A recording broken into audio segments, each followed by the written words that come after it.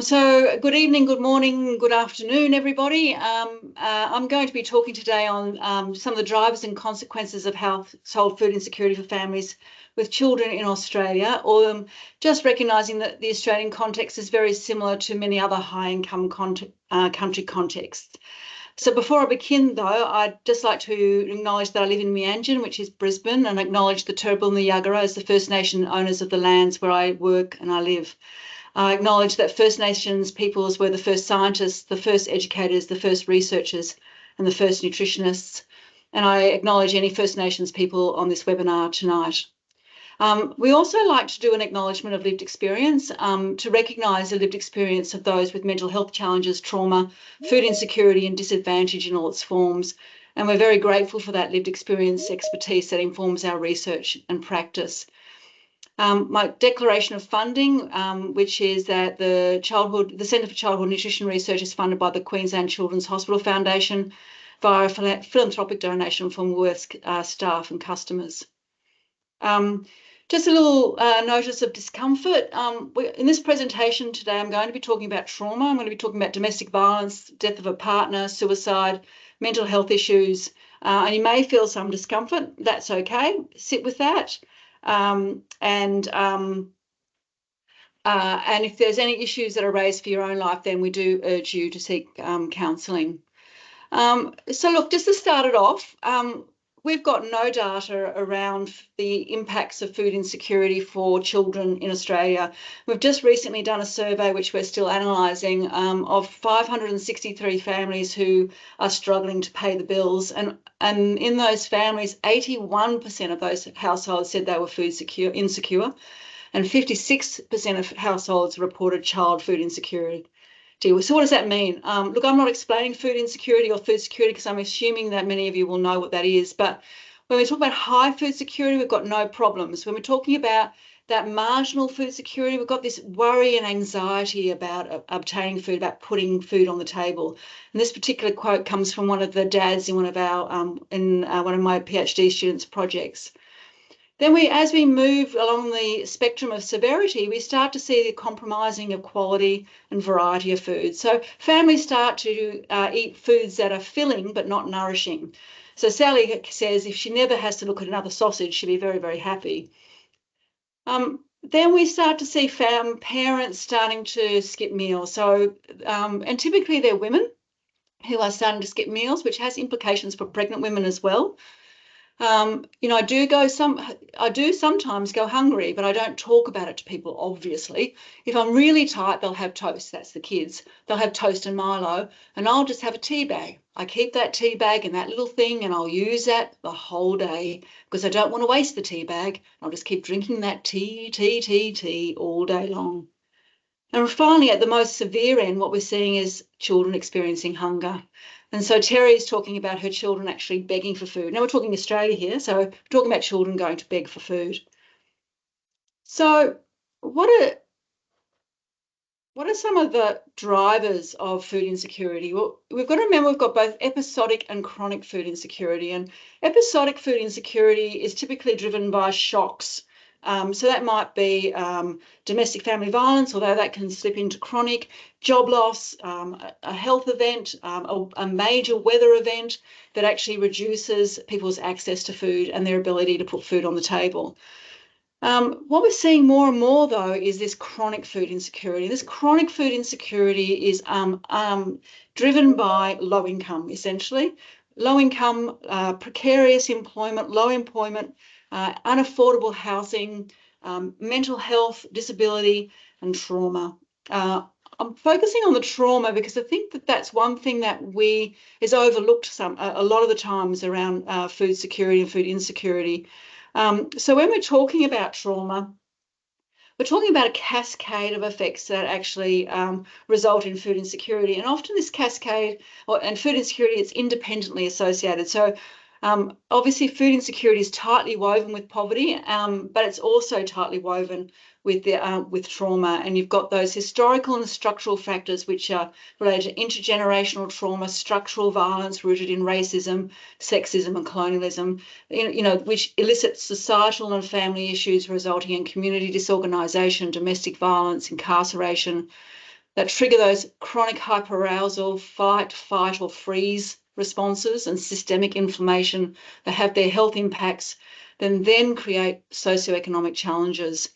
And all of these things actually drive food insecurity. So I'm just going to show you, I've got a couple of videos to show you. We used a methodology called iPoems. We've just distilled interviews into these data poems, and we've got actors to act them out. And that gives you a really good sense of both chronic and episodic food insecurity. So let's see how we go, and hopefully they'll work.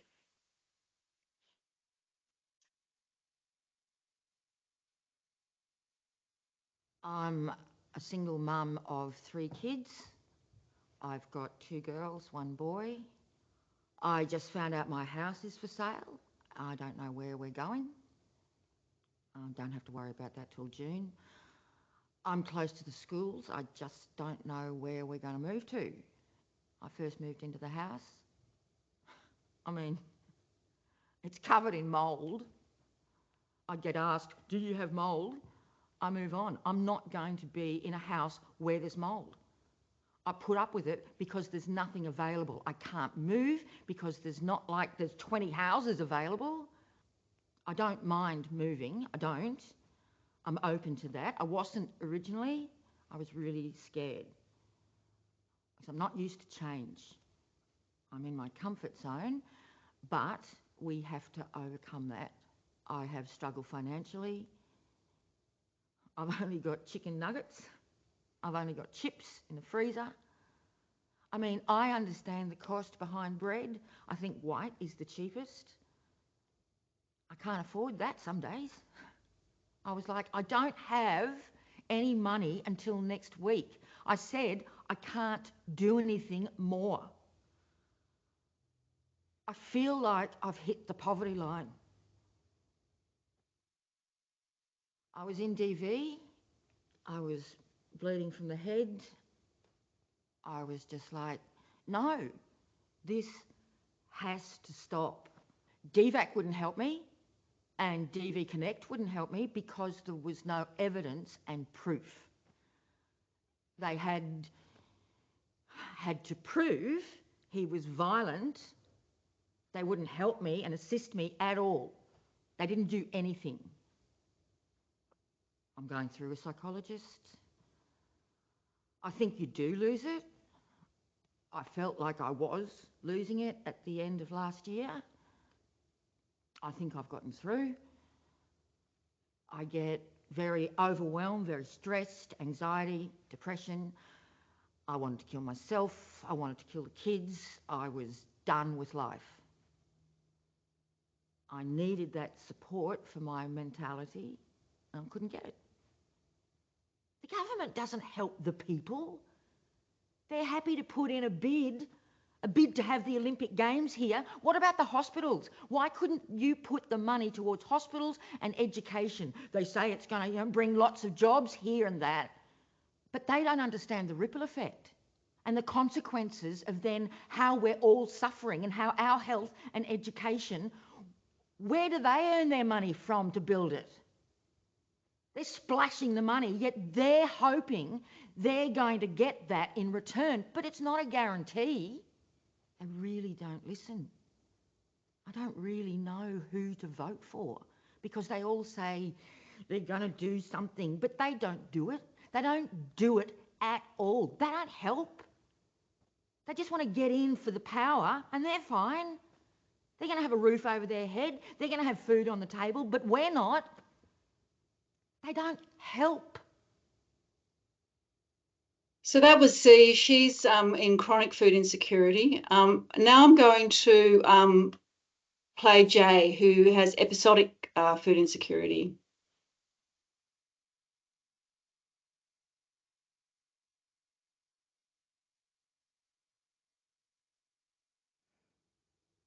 I guess the biggest thing for us, for our family, is I made the decision to remove the life support. That's what has led me to this predicament. My family has lost half of its income. He suddenly died nearly 2 years ago. He just, all of a sudden, He was in ICU for a week, and he was never, ever going to get any better, you know. I used to work full time. I've gone down to 3 days a week. It's all I can really manage. I find it pretty overwhelming. I'm sure a lot of other people do as well. I am drowning. I can't keep on top of everything. I can't keep on top of work. I can't keep on top of my home life. I can't, you know, I just could never get to all of the mess. I just could never. It's chaotic in my house. It's chaotic in my head. You know, I feel the pressure of a lack of time. A lack of time, a lack of money. I just feel trapped, you know. I said before, like drowning. I can't achieve anything. I can't get anywhere. I can't. I actually can't stress to you enough how much I don't sleep. I don't get much rest. I can't just send them off to bed. I've got to lie with one of them. I lie down with her. That's like the only quality time we really get together. And when I finish with them, you know, I don't want to clean up. I don't want to. I also need time to myself. I just go to bed. I'll start watching like TV, just running on empty all the time. I do think there is an absence of joy. It's not like depression. No depression. It's reality. I actually don't see a way out. I don't know. I don't know what the answer is. I just struggle eternally, pretty much. You know, some people, like, you say, oh, that person has a lot on their plate. Well, I think we have to realise that everyone's plates are different sizes. I do have a lot on my plate. I think that maybe I have, like, a small plate. My ability to cope, I struggle. We have to realise that everyone's plates are different sizes.